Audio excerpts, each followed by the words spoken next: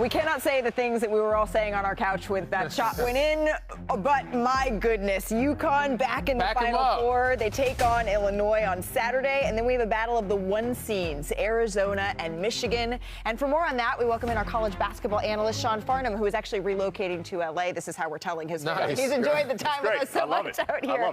But my goodness, freshman Braylon Mullins, he hit that shot. Incredible. Do you think that he's going to be one and done? I do. I think the capabilities are there for him to do that. Now, he's got to judge the draft stock and where he is, because this is an interesting draft because it's so top-loaded that if he feels like he comes back and could move up and be in the lottery next year or a top 5 or 6, 7 pick, then you can do that because now you can get paid at the collegiate level. Sure. Yeah. Whereas if he's at the back end of this first round and he goes, I don't want to start the clock just yet. I want to run this thing back and see what happens. He's going to have the capabilities to do it. But it's interesting because, Dan, I'm going to make you the general manager here. All right. Let's throw this up behind the back here. Why not? Okay, so Braylon Mullins is the guy on the left-hand side. And he's a freshman. The guy on the right, well, he's a junior. If you were a general manager, which one of these two are you selecting? The numbers are pretty similar between the two. Yeah, man, because, you know, today's game, they always take the youth, right? You go with the younger guy because he seems to have more potential. But I like a polished guy, man. I'm going with a polished guy. Yeah, that's because you know those numbers on the left are yours. They look similar. They are. Exactly their numbers. I was guessing. Okay, but if you look at those numbers and you look at Braylon Mullins and you're asking, like, who is the best, his ceiling comp, a lot of times you're the person that comes up for him. Now, he's got to improve his three-point shooting consistency. There were times this year he missed 7 games, but he has the ability. He proved at the high school level, at an elite level, and he's shown it at times clearly on Saturday as well, or Sunday when he hit the big shot, that he has the smooth stroke. Now, his defense, he has that wingspan similar to you that can become disruptive and jump passing lanes and get a couple extra possessions and being opportunistic, and that's where he's got to get a little bit more consistent. He's a pretty big guard and a little more athletic maybe than I was. No, I mean, well, we don't have to go back to the McDonald's All-American layup, but we can move past that. But they do have some interesting more advantages than we did, because when you left early, you couldn't come back. Age, like, we didn't get they have agents shump now. Comp that we have left of the last 4. I'm coming back next week for that one. Okay, we're coming back for the shump That's comp. next week, yeah. So we don't get a shump comp here, but is there anyone else that you're keeping an eye on here with these Final Four teams? I think we haven't talked enough about Koa Pete. Like, you go back to the start of the season, he's had 30 points in the opening game against Florida. Braden a lot. And fell in love with this kid. And then as the season went on, people started noticing he only has attempted 19 three-point shots on the season. He's made 6 of them, kind of limited in that regard. But, man, can he get to his spot and score? And when their offense needed a lift this past weekend, Coach Tommy Lloyd put the ball in his hand and said, go get to the center point of the paint. Get to that logo right underneath the free throw line and elevate up and be able to finish. He plays with such a maturity, such a strength about his game. I think as we finish out this Final Four and he starts to go through the draft process, what people are also going to start doing, you guys had boxes checked up there, the intangibles on this young man are incredible. You know, all 8 of his siblings have played at the college level or professionally ranked. He won a state championship after breaking his hand. His senior year, he stayed and played and still averaged over 20. He's a winner. Those things matter. For the intangibles that you're going to draft when you're looking outside of that lottery. You see where Jeremy Wu had him at like 17, 19. That's a pretty good team that's going to be selecting somebody that now all of a sudden gets a piece that can become a rotational piece. When you're talking about winning a state championship with your hand broken, the toughness, the competitiveness, that is what general managers and GM Danny Green over here is likely I'd hire him as my GM. But before Carolina might hire him as the GM now, too. Oh, there you go. Before we tip off the Final Four, though, we got to take one more look, right? At Braylon Mullins and that shot. It was absolutely incredible. And what it made us think I can watch this forever. is we need to take a little trip up to the LED, to the big board here. Usually it's Big Perch, Big West, but it is back. We have Farnham's focus here because that got us thinking, what do you think, as someone who has watched many, many, many of these shots, DG's maybe even authored a couple, are the most clutch shots in NCAA tournament history on the men's side? All right, first and foremost, I must set the table. Okay, here we go. Hello, America. There you go. All right, the rules remain the same as they were last week. We got to expedite the process. I want the same energy and the same delivery. Honorable mentions, though. I'm going to go with a couple honorable mentions. How about MJ?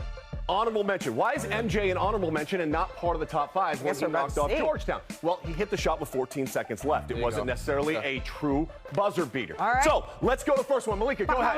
Bam! There you go.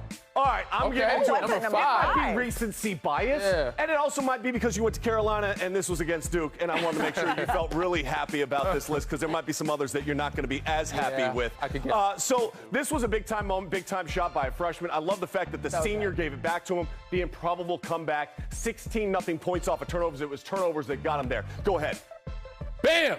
All right, let's go here. I'm a Bruin. Ooh. There is no way I can do a list without honoring the greatness of Tyus Edney and 4.8 seconds against Missouri when the Bruins looked like they were in ruins, and instead they won the game. They went on to win the national championship. There you All go. right, go ahead. Let me give you one more. Hold up.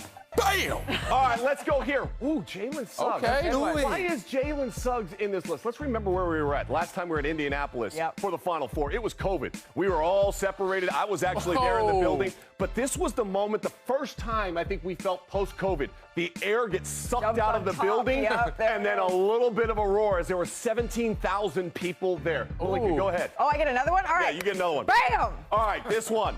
Oh, my. This is happening. The most hated individual in the state of Lexington, Kentucky. He's coming in at number 2. What a pass by Grant Hill. 2.1 seconds left to go. Now, also remember, Christian Laettner stepped on somebody's chest earlier in the game. A lot of people thought maybe he shouldn't be in the game. He was. He hits the big shot. And for the last 30-plus years, we've been talking about how we cannot change the rules to advance the ball because we might not have that shot. Let's advance the ball, guys. All right, let's go to number 1. Bang.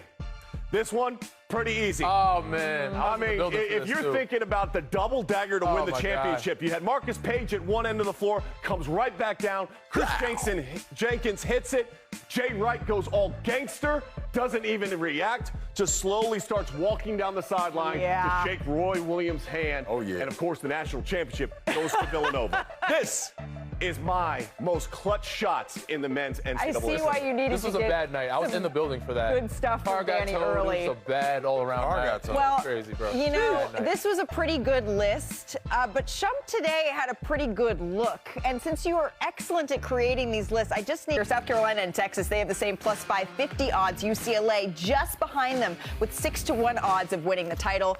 But I know I am winning right now because I get to say hello to our friend that we haven't seen in a hot minute, Carolyn Peck, who knows about winning at the highest level here. Coach, we always appreciate the time. How about it, though? We got all 4 1 seeds headed into the Final Four. Who are you watching? Who impressed you most? You know, first of all, you've got UConn, who is on this undefeated streak. And I think that AZ Fudd is always at her best at the Final Four because you remember last year, 19 against UCLA, 24 against South Carolina. She hasn't shot it great in the regionals, but I expect that to come back around because when it's go time, AZ Fudd is ready to step things up, and she's got her partner in crime in Sarah Strong. And you've got Blanca Quinones, the freshman, who was huge in the Elite Eight. And so they're looking good, but I'll tell you, the hottest team right now, I think, is Texas. And I think that Texas defense, in every game in the tournament, they have won by 20 points a game. So that means their defense is strong and their offense is as well. And especially you got Madison Booker, who's been able to knock down buckets. But I think the key for Texas has been Roy Harmon. I mean, she was 5 of 10 against Kentucky. She was 3 of 5 against Michigan. As long as that guard continues to make shots and open up things inside, that makes Texas a dangerous team as well. Yeah, and you look back to the regular season, right, and these two facing each other, and you can maybe look back on that history to tell you maybe a little bit something about how we could be seeing this all shake out in the Final Four. But, Coach, I can't believe it. We're already less than 2 weeks away from the WNBA draft. The time is ticking away. Has there been a player or maybe a couple that you think has had their draft stock really rise here through this tournament run?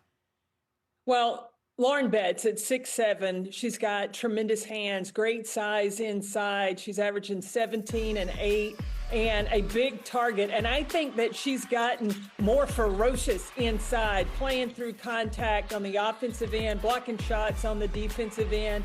You also have AZ Fudd, who is a flat-out scorer. This is a player that can shoot the ball with high efficiency, over 40% from the floor, 44% from three. But that player whose stock is rising, I think, is Roy Harmon, because when you're small going into the league, you've got to be able to also score the basketball. She will distribute it, And now she is proving that she is that bucket getter. She's still that point guard that plays 70-30, 70% for everybody else, then 30% her time. And if she can do that, I believe her stock is rising in this WNBA draft. There's something about guards in March. Their stock always, it seems like this is the time for guards to rise. Coach, I'm excited. It's our time of year. It means we're going to be seeing a whole lot of each other, and I am so looking forward to it.